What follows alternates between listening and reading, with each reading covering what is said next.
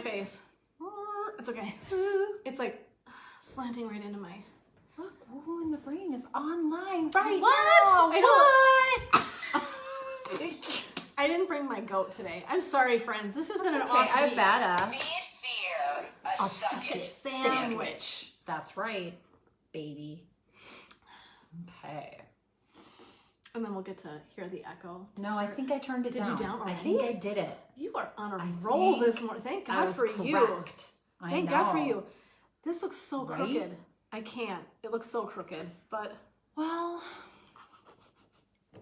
It looks so crooked. We're a little crooked, that's all. Like, we're always a little to the...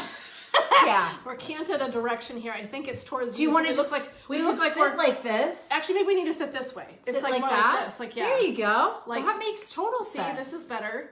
Yay, more better. More better. We can try again if you want me to... I don't even... Whatever. That one looks way better. Well, hey out there in Instagram land, you get to see us on the straight and narrow. Yeah, you get to see like us that more ever happens. even keel here. The other one looks like we're... No. Uh-huh. Okay. I don't know. What do you think? I think it's like because it's at an angle. Do you want me to... Here. Whatever. We'll try one more time. With our... Your patience is greatly appreciated. You just really need to take a picture of the stuff. I think it needs to go the other direction is what's happening. This though. way? The whole thing needs to... There you go. I think that's actually better, and then maybe just a little tipped up, but... Tipped. Which way? My direction, down on the right, just a little bit. Yeah, just a little. Whatever. Okay. Whoever's watching right now is done. like, wow. Sorry, like I said, this was not our grandest entrance of all time. We're so not even my day apologies. drinking. No, What? we're not. That's the irony. We ought to be, but we're not. We're actually just having coffee. So good morning. Welcome to WooWoo in the Brain. Barf-fest and other good holiday stories, because who doesn't open with that kind of an intro? Right. And who doesn't have a Barf-fest story? For a holiday Hopefully story. no one else has a Barf-fest story. Somebody, I don't know. We all have a version. Do you? Yeah, Oh, good. I think so. I've heard this particular type of story more than one time in my life. Well, then we feel less alone. But I'm excited about yours. My family could use a support group for this. Okay. Okay. So we Awesome. are going to be opening with my story of the year. It's literally, you can't make it up though. I mean, and I'm actually not going, and I know I'm prone to exaggeration for the purpose of entertainment and laughter, because that's kind of how I roll. Not exaggerating. So we had a year where this was prior to Chloe, so this has been quite some time ago. I mean, this was, pre-Chloe. We went home to Thanksgiving in Madison, Wisconsin, and a niece flew in with her baby, and they had the stomach flu. Mm-hmm. How And nice of so- them to fly in. Well, it was, and she was in the military. She didn't feel good, but she got on a plane because she wanted to be with her family, which I I'm understand. sorry for the people on the plane. I bet there's more of these Barf-fest stories. It may have been a flu contagion. So she comes in with the baby, isn't feeling great. So they're here. Then everyone comes to Thanksgiving, the big gathering, Thanksgiving Day. Everybody's hanging out, drinking, playing games, doing the food, doing it right. Great time. So what happens is the next day, we're going to do a women's sleepover in my family. I arranged the whole thing. I'm so stoked. I get all these crafty self-care, self-love activities, and we're gonna read poetry, and we're gonna watch movies in our jammies, and we're gonna we have this whole thing. It's literally my first retreat I've ever really created in my brain, right? For your family. For my family. Gosh, and I'm so Barf-fest excited. Women, retreat. oh, you don't even know. So we're so excited. So it starts Friday morning. We're gonna go do some Black Friday shopping, and my sister, I think, calls and is like, my teen is throwing up. Oh, of course, because real life people at the door. Someone just dropped a Ding package. dong. Hey, but it's holiday season. I'm sure there's something really nice Well, out let's there. keep A our little fingers goodie. crossed it's not just me. Hey, Ronnie, how are you? So first, my one niece gets it. Now, mind you, this is at the house where we're supposed to be doing our retreat fun girls night, okay? So person number one, victim number one. We're like, oh boy, what do we do? What do we do? What do we do? And we're partway through the day. And then I think that my sister's husband, now ex-husband, I think he may have gotten it. So finally by Friday afternoon, I go like this. I go, and you need to understand something. Jennifer and throwing up. Not a good combination. When I say not a good, it's probably as close to a phobia as anything that I have. I've gotten much better over the years, by the way, but I mean, I want you to understand. It is like, you may as well have the bubonic plague to me. I am like, oh no, So Jennifer calls it out. I go, no, I think we better call it. So we're done doing our Black Friday shopping, go to Olive Garden, grab dinner. All the men come, because, the men folk don't necessarily love to come shopping with us. So they come and meet us for dinner, a group of us that are staying at my other sister's house, my middle sister's house. So my one niece starts not feeling good. So we're on the way home. She barfs in her to-go container of Olive Garden. So Zach is sitting back there helping hold... I should not be able to eat Olive Garden again. So grateful. Oh my God, you guys. For the longest time it was like, and done on the Olive Garden. So we're in the back, and Shayna's already sick. I'm like, oh no. So we get back to my sister's house, get her on the couch, get her situated. We start watching Chicken Little. I literally have an aversive reaction to that. If I even see them like click, no, because so much vomit. Okay, so then, right, so I wanted to count them now. I think we've got we have at least 2 people that started, a third has it, I think possibly a fourth in their home, not in this house. Now we've got number 1 victim. Then their older daughter out on a date comes home, she starts getting sick. By about 1 o'clock in the morning, I think my brother is getting sick. So now the 4 people in that immediate family are all in their living room. My sister's taking care of everyone, oh my God. And Zach and I are trying to sleep upstairs. You ever tried to sleep listening to people throw up all night? Let me tell you something. It doesn't work real well. No. And it was like, I have never in my life heard that much vomit ever in one place. Ever. And never since, and praise be to Jesus, it never happens again. It was so, you guys, Saturday morning, crack of dawn, Zach and I were like, let's call it. Let's call it. I felt so bad for my sister's entire family is so sick. I don't know who else is at my other sister's house who might be sick. It is bad. People are dropping like flies, yo. Our entire Thanksgiving tanked. Just tanked, right? So finally, Saturday morning, Zach and I pack our stuff up and we're walking, and it's like a death, like a medical facility in the living room as we're exiting. And I'm like, love you guys, bless wishes. I love you guys. I'm so sorry. See you next time. I have never, it was the worst. I felt so bad. It just literally ripped through our entire family. So I lovingly coined it Barf-fest. I don't know that anyone else in my family refers to it as that, but I do. The dark times, maybe they refer to. Oh my God. The Black Thanksgiving. The dark Black Thanksgiving of like the Black Plague, it was bad, man. I'm telling you what, it was so bad. And so literally I just, so to this day, it's like infamy to me, like that holiday. Man, I'm telling you what, I don't even know how many people got sick. It was brutal. And then you just feel awful. Do you know what I'm saying? Like when you're exposed to hearing it, that pretty soon you're like, I got it. For sure, I'm going down. For sure, I was fine. I didn't feel great going home, but then I was okay. How we escaped that? Couldn't even tell you the act of God that it was. That we did not end up with a stomach flu.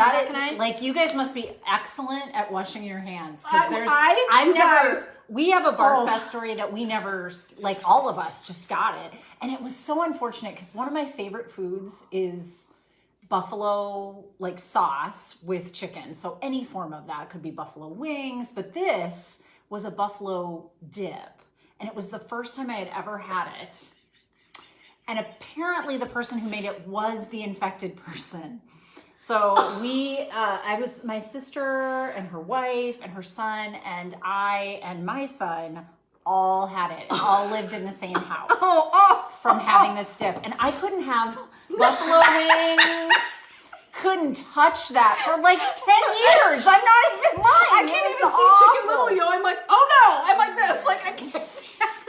Just cleaned us all out. Let's just say it was the worst. Oh my God, it's the worst. So anyway, we had to tell, at least open with, in this day and age, illness is probably not super funny, but the hilarity of the humanity of it and how I think everybody laughs at farts and vomit. I don't know. Like, Farts, aren't we poop, all and at some vomit. level I don't know. little kids that are just giggling? 5th grade boys, but I don't know, man. I'm telling you what, guys, it was the most brutal holiday thing ever. Ever. So I'm just saying, I'm just putting it right out there that, man, it was brutal. And we laughed about it. I mean, it's just, that's what you have to do. You know, down the road, you're like, oh my God, remember that year? If we bring it up now, you guys, I'm not even kidding. I wish I had my sisters here because they would help fill in the gaps. But it was brutal. It was brutal. Needless to say, ladies' night did not come to fruition. No. So there was no retreat. There was a hard pass. I think No having a barf bucket and trying to engage in poetry somehow doesn't seem like a good plan. Would probably not stop the barfing. No, your retreats are amazing, but I don't really think that they would stop barfing. No, we're gonna say sans vomit whenever possible. Sans vomit. So that was my Thanksgiving story. So we want to start with something funny because you guys know we try to like entertain or crack you guys up or do something so that it's not so You're joining us serious. for lunch. You should have a little giggle. I don't know what work you have to go back to. For sure should. Yeah. Hopefully you're doing something pleasant and lovely. Hopefully. I've submitted an audit today, so that was fun. Not.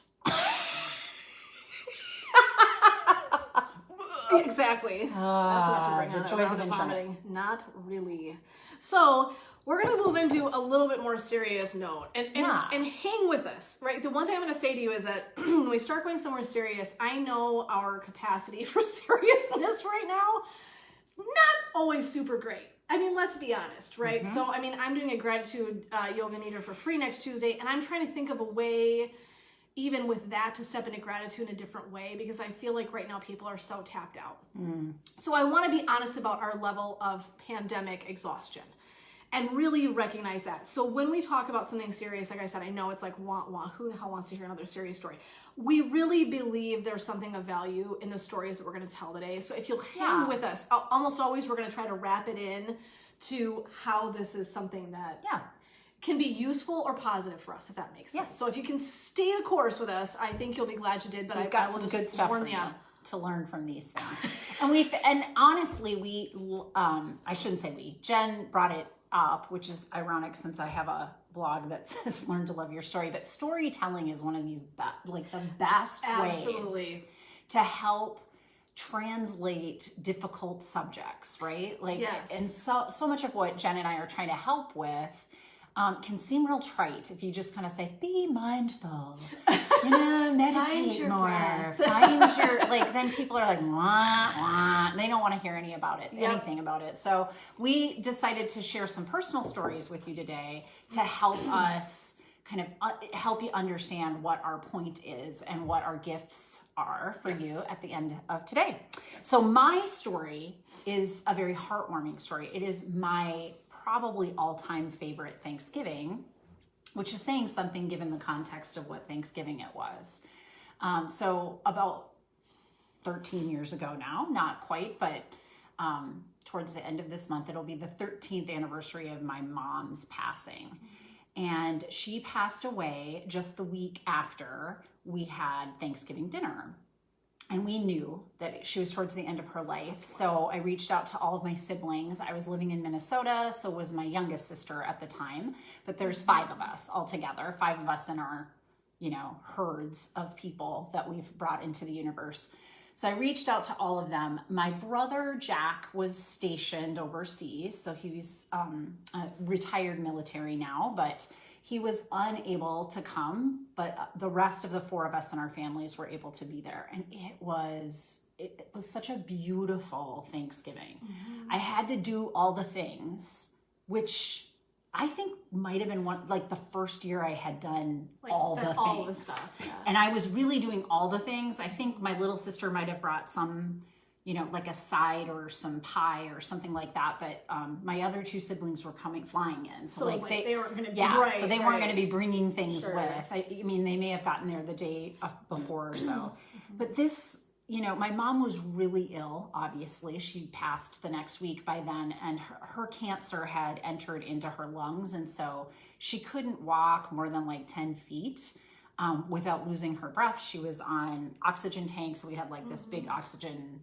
generator thing in one room, and she had poor girl, had like a line. You always knew where mom was because you just like you could find, just follow the line. Yeah. And she just loved it. She got to hold my youngest brother's oldest child when she was just a baby, you know, and so that was, I think, one of the first times that she had really just got to be with all the grandkids, look at all these little people. Not that she hadn't seen them on her own, like going to each of our homes, but it was just a beautiful Thanksgiving dinner. And with the knowledge all the way through it, that this would be the last with her. I don't think any of us anticipated it was going to be within a week. But with cancer, you just don't know. You just don't know when the body is finally going to say, no, we're done now. Yeah. So, you know, we all kind of had this bittersweetness through it. My siblings and I, we would have these moments. I remember sitting on the stairs with my older sister in tears one evening after we had put mom to bed and put everything away and whatnot.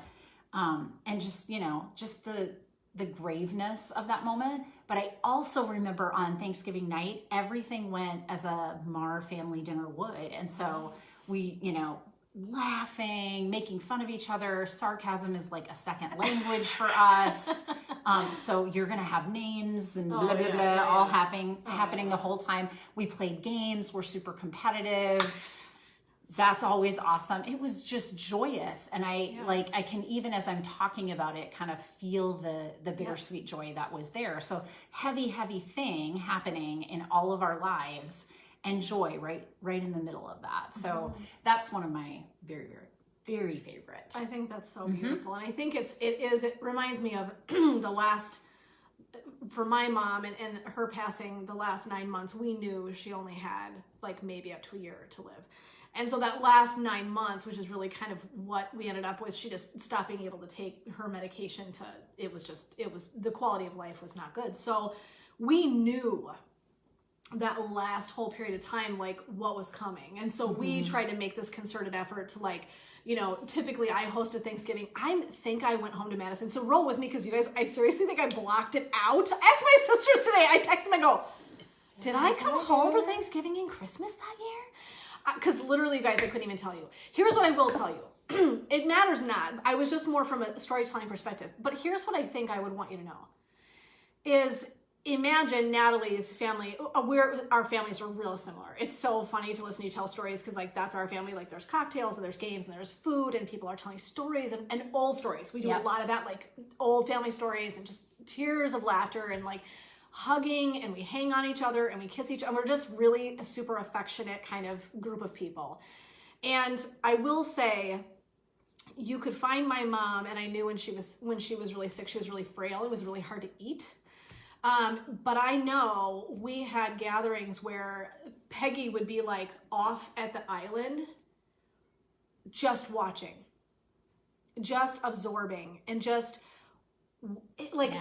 observe, taking in the energy of her kids and her grandkids and her great grandkids, and absorb it. So you'd see this slight smile on her face. She wasn't as extroverted as the rest of us. She was a really introverted person, which if you meet the rest of us, you're like, what the what?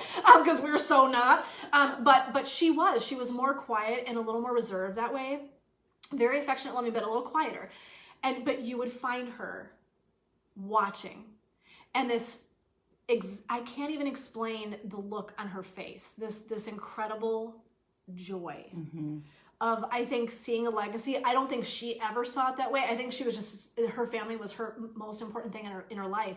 And I think for her, it was just gratitude for seeing all of us interact that way, that we could connect in that way, that there are families that don't get along, that can't do, you know. So I think there was this really pointed joy for her when she could watch us be in that place. And so for me, I think that's so lovely. And it's a great example of, even in something awful, and for my mom, as she passed, she was in hospice and we were with her. You know, and people ask it, I think before I ever had this experience, people had said to me, like, that must have been awful for you. I'm like, no. And I know it sounds so wackadoodle to say, but actually being with her and being with my family in the very end, which is what exactly she wanted, there was this incredible energy around all of us in a space that I call it whatever you want to call it.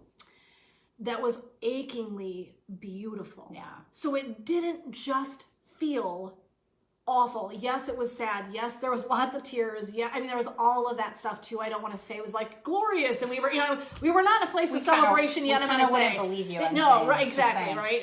That's not really real, but I do want to say that it wasn't just bad, and I think that that's the balancing act that I think maybe what Natalie and I are trying to get at is the paradox of this time, and like where we are right now is that we're so exhausted and we're so tired. And it's a little extra hard to see the good stuff. I'm going to be honest. And I feel that. That's not, I want to speak for myself. I shouldn't speak for everyone else. It is a little extra hard. Yeah. And typically I'm really positive. Like I only have a couple days where I get real funky usually, and then I pop back out of it and I'm like right back in the, seats or saddle, so to speak. That is not necessarily true in this. And so I feel like we have this cultural exhaustion. We do. Well, I know we do. Yeah, I we do. We're in one of two of the states that happen with that. One is to feel like you're in fight or flight, right? So you're just kind of irritable or angry, or things set you off. Yeah. It's kind of that mobilization. I'm going to do something about it. I'm just, Yeah. And then there's like this other side of it where you just collapse. It is, you have no ability to feel about it anymore because your entire body system has said, yeah, we have to conserve energy. This COVID thing and the stress isn't going away. Exactly. And so yeah, much. no more. So much going on. And I think that's really, for me, and for those of you that have followed Laughing Lotus Wellness and you guys have heard me talk about toxic positivity, I'm also the person that prior to COVID, so roll with me, prior to COVID, I was like, friends, good vibes only does not exist, nor is it healthy. So I was this sort of let's talk about that, because I felt like that was sort of an issue energy for us. Like it started to negate the humanity of all of us. And I was going to say, yeah. Now that we're in this, and there is this incredible energy that's hanging around all of us, this incredible grief, incredible stress, and people are just outright exhausted. It's the effort to find the beauty and to be immersed in it, I think is so important. And because I think the awfulness is so front and center in reality for all of us that for me to say, like, we need to balance it out. Like, just notice, tell me how many of y'all have seen Good Vibes Only posts in the last, just say. Just a couple. Zero. Or just zero. Complete rants. Or that's really what we're getting at is like to deny the other side of the coin is to be unhealthy with it. Right. Both are always happening at the same time. Absolutely. And sometimes in our life, we're in a good place. And so it's easy to get diluted into this idea that that's where we're supposed to be, is where we're happy all the time. No, happy, sad, joy and suffering, they always come as partners. And really understanding that and embracing that both are happening at the same time is the way to transcend what the suffering is bringing with it right now. Absolutely. I mean, I think, and I don't want to do the silver lining conversation. I honestly, I'm going to evade it because I think it feels trite. Just a little bit like gratitude. Like I was trying to do my yoga nidra for Tuesday. I thought, so everyone just be grateful. People are worried about their finances. They're worried about their homes. They're worried about their jobs. They're worried about their kids. It's so big for me to be like, let's just find a place of gratitude. Okay. So I'm going to try to work to show up just a little bit different with that in hopefully a really accessible way. But I think that that's how we are feeling, is that it can be trite. And I want us to try to find the authenticity in this, and see the marrying of what you said is that, even in the mix of this, and where I wanted to go was Natalie wrote her blog, which is absolutely beautiful this week. It's always good. I shouldn't say this week, but it's always amazing. But what she talked about was connection and suffering and telling our stories. And I was like, that's why we're doing this, because that's, at one point in her blog, she says, I cannot know someone much and start having a conversation about a loss of like a parent or something else. And all of a sudden I feel this instantaneous connection to someone. Yeah, like a bond. We don't know. I call it a bond because it's such a powerful thing. Yeah. If I ask you, is your kid a swimmer? And you say yes, yep, we have something in common and we'll start talking. If I ask you if you lost somebody to cancer and you had to be part of that process, all of a sudden I feel very heard and seen and understood on a guttural level. Like, you know me and I know you, and I know what that is. And so despite not knowing anything else about this person, or having to have anything else in common, we could have different political beliefs, different, you know, we come from different socioeconomic status. Like, that doesn't matter because suffering is an equalizer in so many ways. But it can be a conduit to get us back together. Exactly. And I think that's really one of the pieces that I hope all of us take away is that part of it, is that we'll show up with someone who's had a shared story and instantaneously be more vulnerable than we probably would in another scenario. And I just partook in a online Zoom meeting, because that's what we can do these days, with a population of people that are healers. And they broke the group out into small groups so that people could talk about their own experience. And I didn't know the person I was talking to from a hole in the wall, and the floodgates opened and she was able to share about her struggles and her fears. And I was like, that is beautiful to me. So I just held space. Like, that's what we do for each other right now. Like, I can just listen, I can just show up, and I can say, I can see that, I can hear that. And we spend time with one another. And so, but there was this instantaneous connection like that. And it was around what's going on. It's around the pandemic. And so for me, it's beautiful to witness people still willing to put themselves out there in that vulnerability and that authenticity and show up to it, and how that group, they would say, does anyone else want to talk? And the silence. But what was neat about the silence, and one of the people who was leading this group said, I think it's so beautiful that we can all stay in silence together and hold this space. Yeah. Even when no one's talking.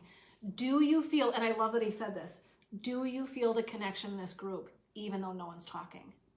It's lovely. It was beautiful. And so for me, that's the scales that we're in right now. It's like this, awful. And then you'll see this incredible act of humanity, or what brought home for me when Natalie's blog was talking about that. I'm like, that is absolutely so true, that if nothing else connects us, there is something incredibly connected in suffering.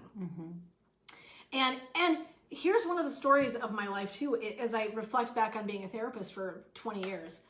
One of the things I think fascinates me is we are more the same than we are different.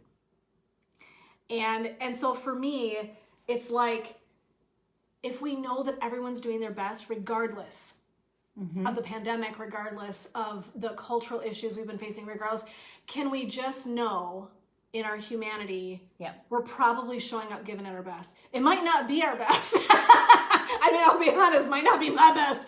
But I'm saying, for that minute, for that moment, for that week, for that event, for that, I feel like all we can do is give it the very best that we have. Yeah. And if we can look at one another and have that in our hearts, like, I know that, maybe somebody forgot to do something for me, or somebody didn't do what I would have liked, or whatever it might be. I could be let down, I could be disappointed, I could be hurt, I could be butthurt about it. Or I can go, probably so-and-so is trying to keep their head above water like I am. Yeah.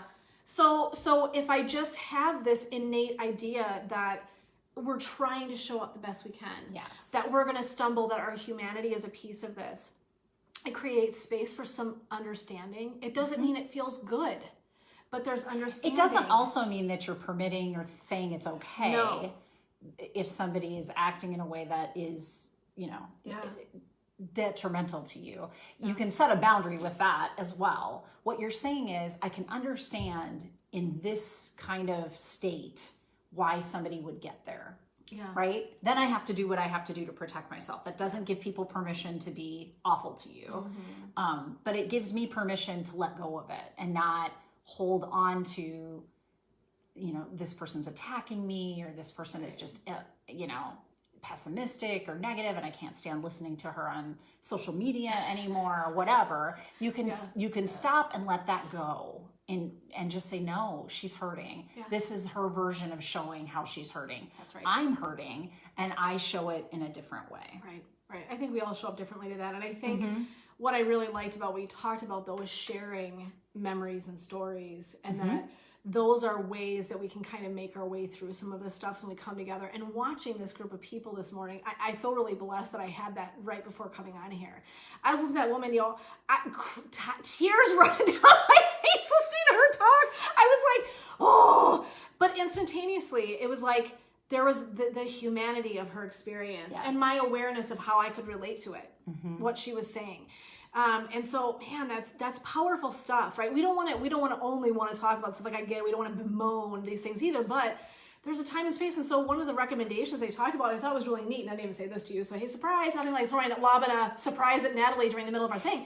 But they said, like, sometimes it's really good to set aside like 15 minutes and have like a whine fest. Like, we're just going to get together and I'm just going to say every freaking awful thing that's I'm hanging on to. Yeah. Blah, blah, blah, blah, blah, like this, vomit of the spirit. Yeah. Right? That sometimes we almost need to just get it off of our chest so we can keep going. So there's all these healing things that I talk about abundantly too, energetically healing and healing modalities. But the reality, man, is that sometimes too we just need to call somebody and go, this freaking sucks. We need to get it out. Like it's energy. It is energy. And the energy could be inside eating at us, or we could dispel it, right? And so I have had this conversation so many times, and so I hope this is helpful to people out on the interwebs as well. But I've had this conversation with so many people, friends, clients, whatever. You had circumstances in which you were doing just what Jen is talking about that were built into your old life pre-COVID. And sheltering in place, and then getting back out, and then now we're coming back in Minnesota. Like, all of that has disrupted where you do that just, as a usual thing. So for instance, if you were somebody who worked in an office, you had a group of office friends that you may not talk very much to outside your Zoom meetings right now, which are all business related, that you used to walk by their desk and say, oh my God, today, blah, blah, blah, blah, blah, blah, for 2, 3, 4, 5 minutes, right? Totally. You don't have that built in the way that it used to be. Right. So our advice to you is start building that in. Absolutely. Get creative about how you create that space for yourself. Have a text string of a group of friends or coworkers or wherever you were getting that, and say, this is the space where we're going to just do that and support one another with it. Or one of us will just throw something out and say, anybody got 10 minutes? I really need to vent because I might hurt my partner if I go home right now. Because you would have done that walking by their desk out of work before you leave. And so you have to be really intentional and creative, but you need those spaces. Right. And therapists by nature, and I don't know how much of this people that are watching, if you're not from the therapy community, know this, but therapists really should always be engaging in consultation, right? And consultation is a space to, and hopefully if you're in a good consultation group, you will feel like you can trust your people. The ideal would be that you would show up and you would feel like you could trust your community to really bare your soul and really, talk about cases, talk about your own experience of cases, talk about if you're personally going through something, how you're managing that within the room.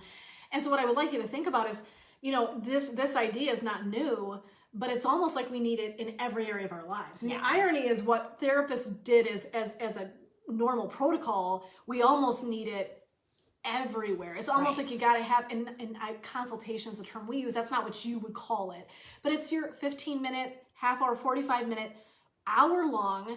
We are going to give 10, 15 minutes to just bitch and talk about all the stuff that sucks donkeys. And the next 45 minutes, we're going to talk about who has something that they need to talk about, who has a struggle they're trying to figure out, who needs a resource, what can we do for that, how can we come together, and then by God, find some funny stuff, I mean, put some stuff up on your, share your screen and share something funny you saw on TikTok or a stupid video or something motivational for 5 minutes, a TED Talk, or, there's so many things we can do, and it's almost like we need to be pulling those resources and things that we do from other areas of our lives and pulling them into every day. Yeah. And so I love what you're saying about whether it's a text string or we just as a matter of protocol, every week now as a practice or a group of people, Friday from 9 to 10, block your calendars. Yeah. We're getting together and we're gonna do something funny or silly. We'll play a game, we'll talk, we'll complain, we'll do whatever we gotta do. And we're gonna because what you're doing in those moments is creating your armor again. Not armor in a bad way. So roll with me when I say this. That terminology is kind of goofy, but I think that is the armor that lets us go out and have a protective shield of resilience. Yes. So the armor is resilience, friends. It's not to keep anybody out or keep us in. It's resilience. Yeah. And so to I be put able to handle what is part of everyday life. Everyday stuff right now, right? And because you were stripped of where those structures already were built into your life without even noticing it, you now have to be very intentional. Things are not going back to normal. There will be a new normal. And these are ways that you define what that new normal looks like. Right. You do not have any power over COVID being here. We have limited power on what people in high places are asking us to do because of that.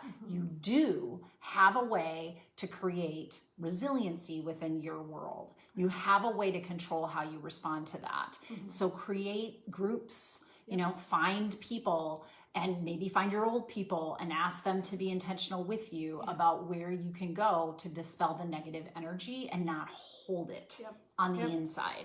There's no place for it on the inside. And there's enough burden that I don't think you want to add anything to it. I also want to honor, though, that suffering has a beauty to it that we do hold space for.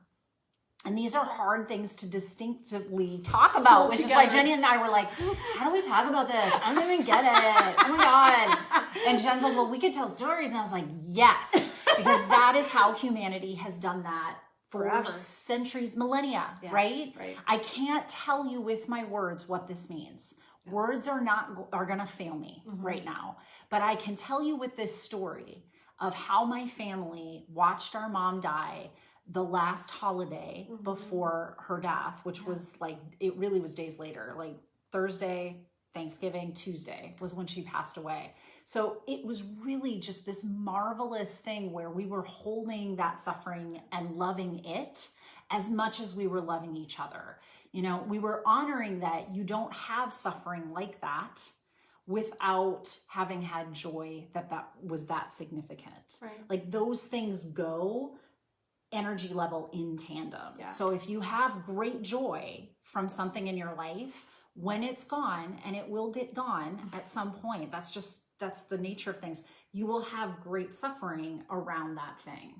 You know, if it's something little, like a coffee cup that you like, that broke, but it broke, you'll say, God, damn, that sucks, and then move on, throw it in the garbage and move on. It's not a big deal. But 13 years ago this happened, and I can get emotional just thinking about that day right now, and both happy and sad.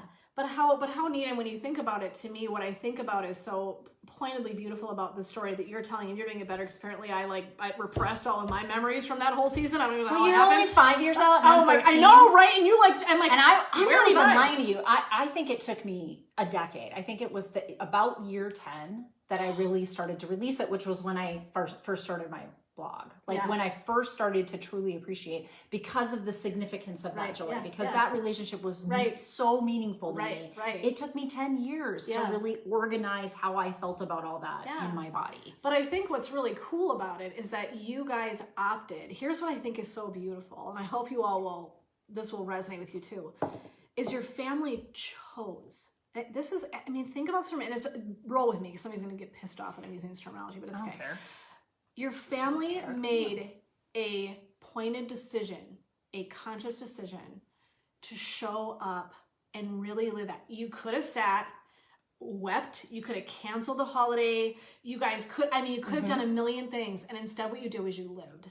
And I think that's the paradox is where I have a choice. I can either lose my shit, I can cry, which would be valid. By the way, you might be at a holiday doing your best and then have to leave the room and cry for 10 minutes and then come back in. I mean, right? So I'm not saying, we're not negating any of that, but I think that's really fascinating that's so resilient to say in this moment, the best memories that are going to serve me is really living in it.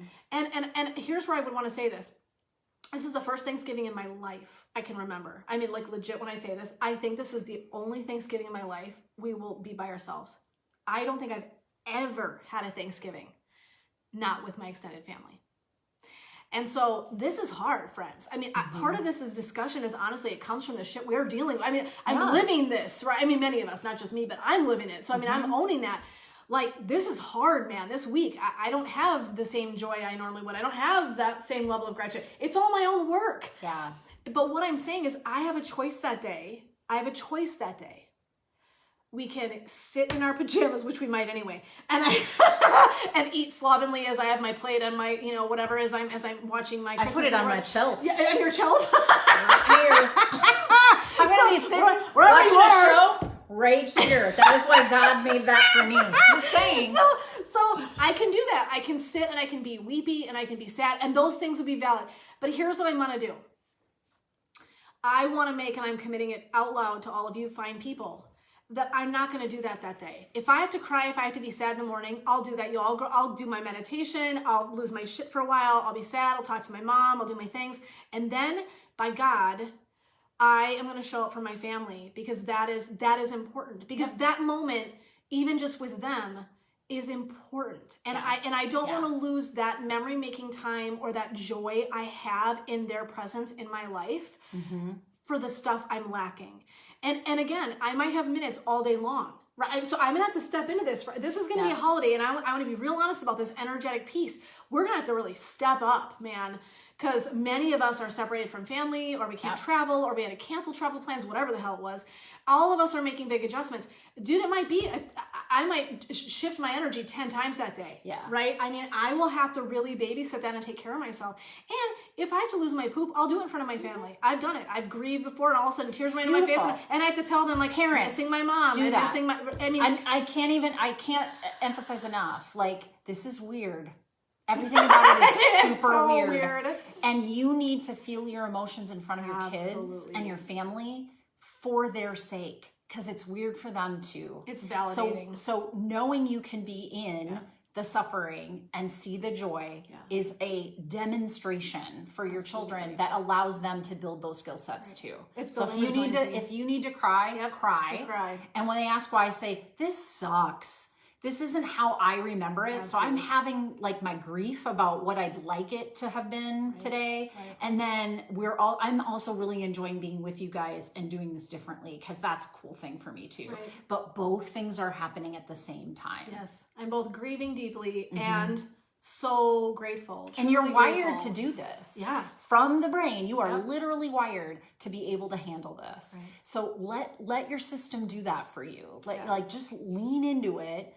Such a therapist thing to say, but just lean into it and own this story, own this time for yourself. Instead of letting the outside world get to you, inside world can create what it needs from what outside world is doing. Right. Stop focusing on the things you can't control and start focusing on the things that you have all the control over. Right. We need to remember that we have this sort of locus of control. Like I can't control what's happening out there, but I can have a say.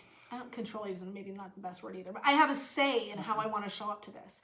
And so, when I created on Laughing Lotus Wellness, I created this in my community space where I wanted people to come in and just drop beautiful stuff. Oh, and like I said, so sweet. But the reason is because I found I was like legitimately loathing social media. When I say, I'm going to show up hardcore when I say, and I'm on there. This is my practice. My brand is like on social media. I'm a person and I have my own stuff that I do one-on-one with people or groups. But I'm just saying, I did not want to show up. It was awful. It was just scathing, angry, ragey, sad, scary. I was like, oh my God, I just can't even. My energy was like, I can't even sit in this.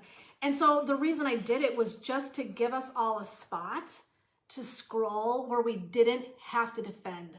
Yep. And I feel like that's what social media is. It's so much defensiveness because it's like, oh, this is lovely, lovely. Bam! Like a horrible hard, and then I'm never going to talk to you again if you're this. Oh my God.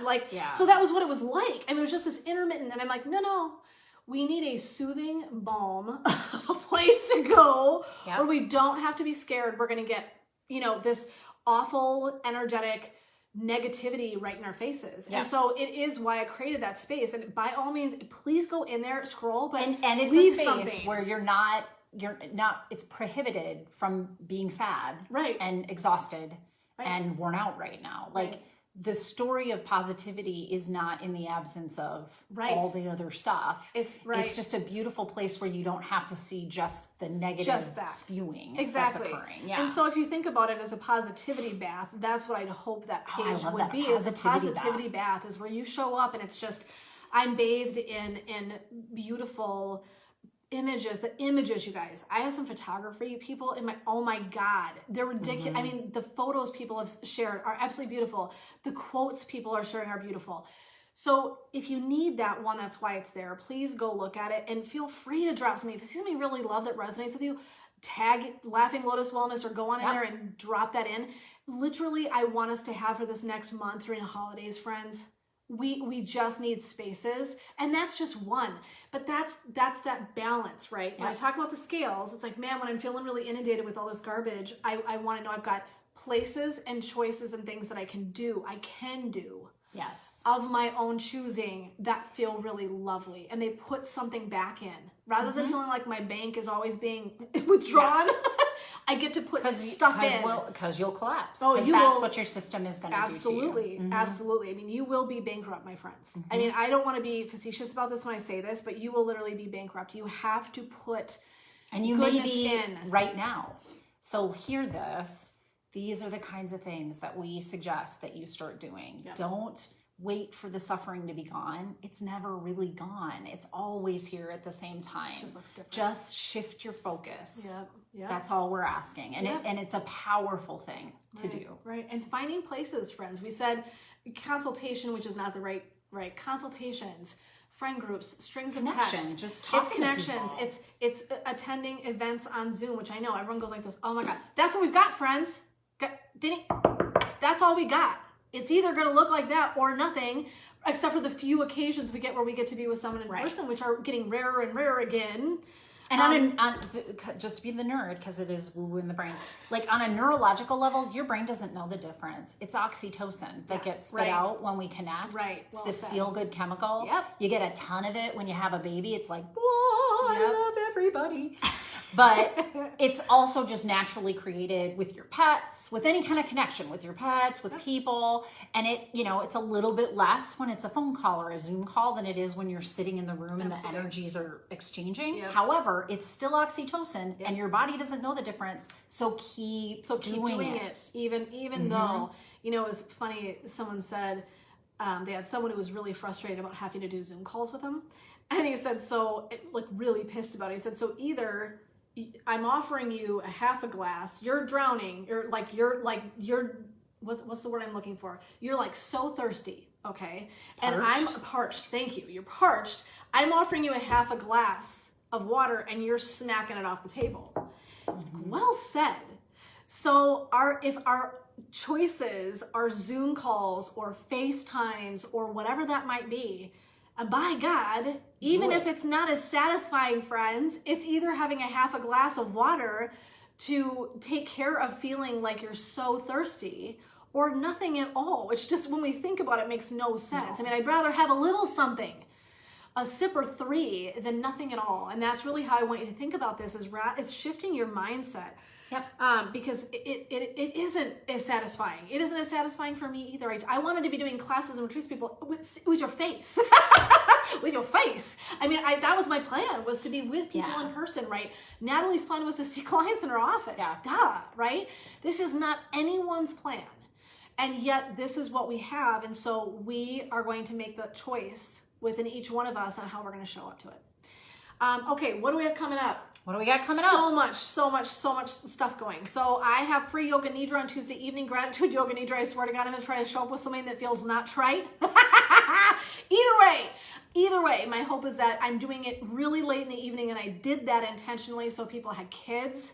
You could try to get them in bed and then still show up. So it starts at 8:30. It's going to go to 9:45. It's an hour and 15 minutes. And then you can just leave your computer, your phone sitting there and just conk out, and I will sign off when I'm done. And hopefully that provides you a really lovely night of rest. And I did it Tuesday, so hopefully we're catching people before holiday stuff starts moving.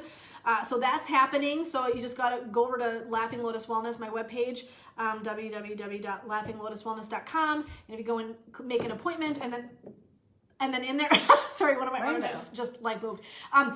in there, you'll see there's a free yoga nidra. So click on there and sign up and you're set to go. So we will be doing that on this coming Tuesday. Watch for Natalie's blog. How often are you putting blogs out, sister? Sorry, I didn't mean to.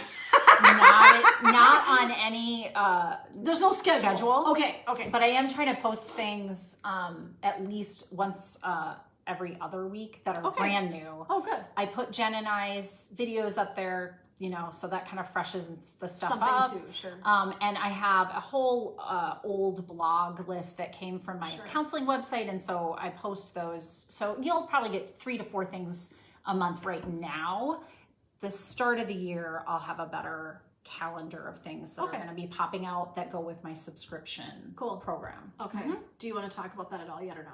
Yeah, sure. I learntoloveyourstory.com is the blog website, and I will be doing a subscription program starting at the beginning of the year where I teach people the skills to learn to love all of it, the suffering, the joy, the all of it. You know, kind of reclaim loving your life right now and not waiting to get to the next point, not waiting until normal comes back or waiting to attain whatever it is that you're looking for, that relationship, that job, that whatever. Learn to love yourself right here, right now. So it's going to be really awesome. I'll do it's a whole online training program with some videos and other things where I'll give you these skills. I also am going to offer a class in person to ask questions at the end of the month. And so there's that for 1 hour and a workbook that goes with the whole kit and caboodle. So it will be a paid for subscription. But I'll also be doing my free stuff on the blog as well. It's amazing. So that's Natalie's stuff she's got coming up, which is amazing. Natalie and I are going to be doing a class in December on Tuesday the 8th, I believe. I keep forgetting what day it is, you guys. Oh my God, that's funny. I think it's Tuesday the 8th. And we're going to do it, I think we said December 8th, Tuesday night though, correct? Yes. And we are going to do 2 hours, I believe, from 7 to 9. Yep. And so we are going to be talking about how to come into the new year given what's going on. So it's the nice thing is I'm going to be doing a revise retreat early in January on Sunday the 3rd. I believe I'm getting that date right. Hopefully I am. Is that? It's December the 8th. Tuesday, December the 8th from 7 to 9. Is January, can you look at January for me? Am I getting that date right? Is it the 3rd or the 4th? The 3rd. So the 3rd of January is going to be an all-day retreat online. So virtual retreat. And what we're going to be doing is, the reason it's called Revise, it's spelled R-E-V and then E-Y-E-S. It means we're looking with a new lens. So because of everything that's going on, if I just threw out there, we're going to make a vision board, you're going to be like, really? And so rather than just doing that, we are going to be doing that, but we're going to start our entire practice with really cleaning up our lens and kind of getting rid of some of the energy of this year so that we can kind of show up with a new mindset about how we want to move into 2021. And so that's coming up. So the neat thing about Natalie and I's classes, I feel like that's a beautiful jumping board right into that retreat. If you want to join me there, this will be a nice kind of how can I be thinking and doing a little bit of work moving into that space. And so that will be a beautiful springboard. So I would strongly recommend joining us in class either way. You don't have to do the retreat to do it. This is free. Natalie and I are going to be doing this class. Yeah, it's free. So let's just start there. It's free. But it's also going to be just a nice little taste of the stuff that Jen and I are going to be doing ourselves in the 2021 year. So, for free, you kind of will get a taste of some of the things that you're going to see. It's going to be glorious, super fun. It's in the evening. Start to set that time aside now because I know that December gets full fast, even in weird COVID times. Sure. So just make sure that you check that off as something that you do because you will enjoy what we're going to be presenting. I think so too. Yeah. So you guys, we're so grateful. I have no idea what time of day it is. It's almost 1-ish. Yeah, 12:55. We did pretty good today. We tried to stay to an hour. Yeah, we just can't. We just can't. Sorry. There is no such thing as a half hour, 45 minutes. I swear to God, I think it's like a not with you and I. So it is what it is. But anyway, we're so grateful for you joining us. We hope that all of you have a safe and beautiful Thanksgiving. Yes. We know that this is a weird time. We honor and respect that. We also hope to have shaken things up enough for you to send you away with some ideas on how you might show up for yourself differently this holiday. And like we said, listed off, there's just a ton of neat things coming up. We hope to see you there. We hope to spend time with you in practice, in a group, in a community, connecting with you all. That's really saving our butts. I know for me, all these events are just literally keeping me so anchored. And if I didn't have them, I don't really know what I would do with myself. So this is how I'm staying anchored during this time. So and don't tell me you don't have time, because for those of us that aren't commuting 5 to 7 hours of our life away, you got some time. Just saying. Netflix will wait. Netflix will wait, my friends. So we hope you will show up and be there with us, and we send you away. Like I said, always send you guys with love and light off into your weeks between when we see you and things like that. But we do hope you have a blessed Thanksgiving and know that we'll be back on December 1st for another Woo Woo in the Brain. So please join us again for that as well. All right, guys, we'll see you then. Signing off for this time. We'll see you next time. Take care. Take care. Now you get to have this awkward thing where you get up and turn the thing on, because we're not very technologically savvy. But, you know, we try. We do our things.